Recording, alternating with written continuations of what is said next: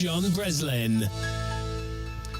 Donegal Co Council's award-winning Thatch Repair Grant Scheme has opened for applications. It's actually now in its 6th year, and the scheme helps owners and occupiers of thatched cottages and other types of dwellings with maintenance and repair.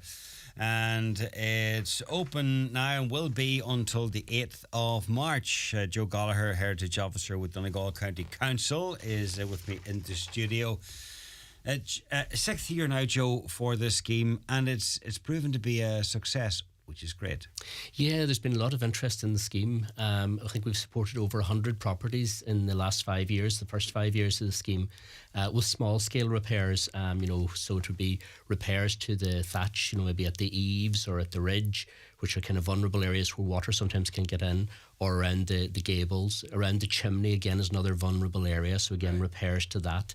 It might be sort of the netting or the ropes that need adjusting and need fixing. So again, we kind of concentrate on that. Or even roof carpentry as well, like, that supports the roof. That's really important. There's a lot to a thatched roof, isn't there? And when you outline all those different things, I suppose that's what the scheme's about, helping in some way or other. And it's deceptive as well, because a lot of people think, thatch, that's quite a simple method of construction. But actually, it's a whole series of layers. Like you got very often in the case of Donegal, you got A-frame roof trusses supporting the roof, and then you have timbers going then sort of between the trusses and going to the gables. You have the scraw then laid on top of that, which kind of forms the foundation of the roof, and then you have the straw then laid on top of that, and then you have these network of ropes where rope thatching, or scallops where there's scallop thatching. So it's really quite intricate, and a lot of people dismiss it as quite straightforward, but it's actually indicative of the fact that we really need rope thatchers in the county. That's how serious the situation is. We've only got one full-time rope thatcher and 2 part-time rope thatchers that I know of. For the whole county? For the whole county. And we've got over 300 buildings in the county historic thatch. So that's a big workload. It is. Is there, are there plans to set up training for thatchers? Yeah, we're working with the Thatch School in Portneuf now that's just been established, and they're trying to get things off the ground there to train thatchers. And again, we're talking to the Department of Housing, Local Government and Heritage, and they're behind the initiative, as are the Heritage Council. So we'd be really keen to see perhaps maybe initially short courses being established there, but in time the idea is that we get accredited courses there where thatchers from all over the country can come there and get training and put it into practice as well, and they sort of provide that essential service not just in Donegal but around the country. I actually grew up in a thatched cottage, but it wasn't anything fancy. It was rushes that we put on. It's now any houses that have thatch on them, it'll not be rushes anymore. It'll be proper straw, and it'll be thatched properly. And that's where this scheme comes in. It's to keep the small things that you mentioned in check and make sure that it's that it's doing the job that it's supposed to, that it's not leaking, sure, and B, that I suppose that it has an aesthetic, nice look to it. Well, absolutely, that's right. And again, rushes are still used in some outbuildings. Some people still thatch with rushes. And again, unfortunately, there seems to be an increasing abundance of rushes as well. So, so it'd be a very good use to put rushes to. Yeah. But you're right. I suppose in West Donegal, what you'd find a lot more now in terms of straw, whether it's wheat, rye or barley straw, that tend to be used there. In the east and in parts of Inishowen, what you tend to find is flax would be kind of one of the dominant thatching materials in those areas. So it does vary from region to region. Okay. So the other thing about it is, I suppose, that's one of the other characteristics that you see, both in terms of the materials that are used and also in terms of the thatching style. Rope thatching tends to dominate in the west and in the north of the county. In the south and the east of the county, it tends to be scallop thatching. So 2 different methods. So very often now you can tell the work of a particular thatcher by the way that he addresses the thatch, and how he puts the thatch on, and it's really quite remarkable. Once you get your eye attuned to it, you can say, that's so and so that did that, and that's so and so that did that. So it's quite interesting. It is a thing of beauty to pass a house that's been, say, newly thatched or recently thatched, and it's nicely finished. it's I think a beauty. Yeah, and the other thing is too, like, in terms of regional landscape character as well, because they're thatched in different styles and with different materials. If somebody blindfolded you and drove you to a particular location, took the blindfold off, and if the thatch was thatched in the style of the area, you should be able to tell roughly where you are in the county. You should. I don't think I would. Well, you can come out with us someday, John, and we'll show you around. We'll show you some of the differences.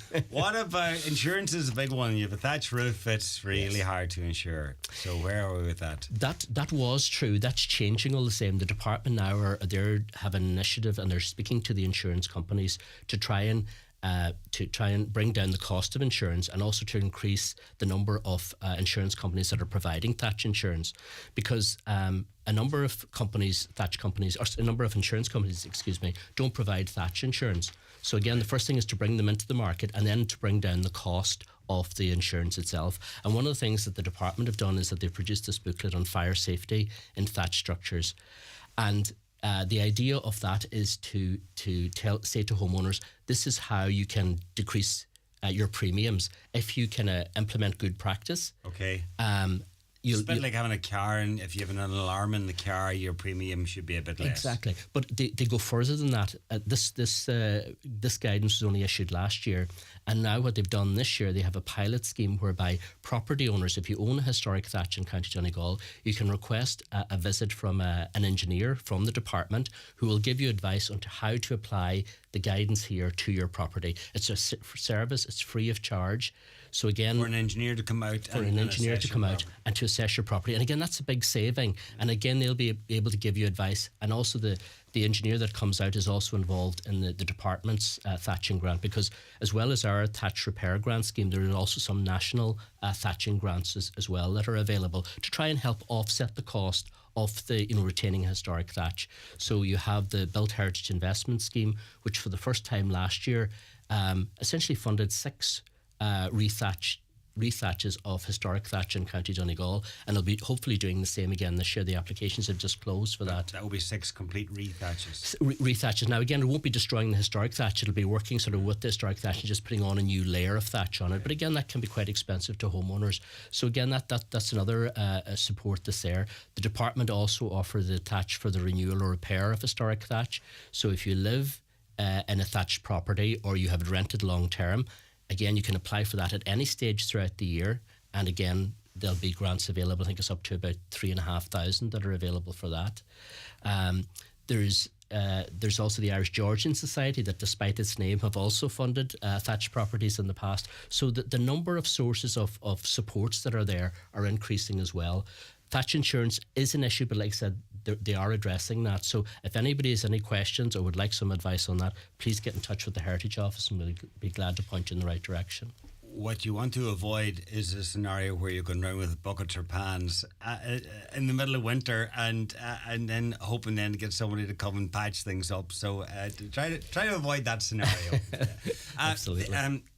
Are we in danger of, or are there a lot of instances where people have a thatched dwelling, and instead of maybe just something simple is said, you know what, I'm just going to put on zinc, or I'm just going to put on slates or something, and it could be something relatively simple. Yeah, I think that's really important, as well. That's why these supports are here, and that's why we instigated the Thatch Repair Grant Scheme, was really not just as well to provide them with funding, but also to give them advice and say, look, these are the types of supports that are available. One of the things that we do find is that some homeowners have removed their historic thatch and put on slate, like you said, or put on tin. Now again, homeowners should be aware that you actually need consent to do that, because it constitutes what's called a material alteration to the building. Okay. So again, please do contact the Heritage Office or the Conservation Office of Donegal County Council. We'll be able to talk you through that.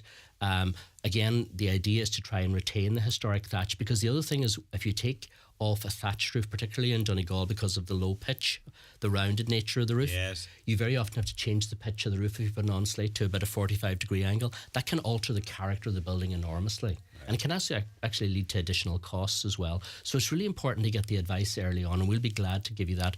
We'll be glad to come out and have a look at your property and give you the best advice that we can. Someone was asking, can you put thatch on a new built house? Is this allowed? Oh yes, absolutely. Yeah, I mean there's increasing number of those in many respects, actually, all across the country.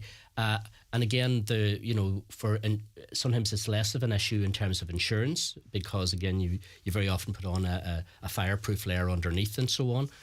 So yes, that can absolutely be done. But again, it's I suppose it's just for our historic thatch repair grant scheme and a lot of the other thatch repair grant schemes, they wouldn't really apply to modern thatch. It'd be more to try and retain historic thatch, because that's really where, and that's really kind of the manifestation of our heritage, and that's what we really want to protect. That's what's immediate at risk. Now, maybe 50 years down the line, they will become part of our heritage, and absolutely they will qualify. But at the moment, the focus is on historic thatch.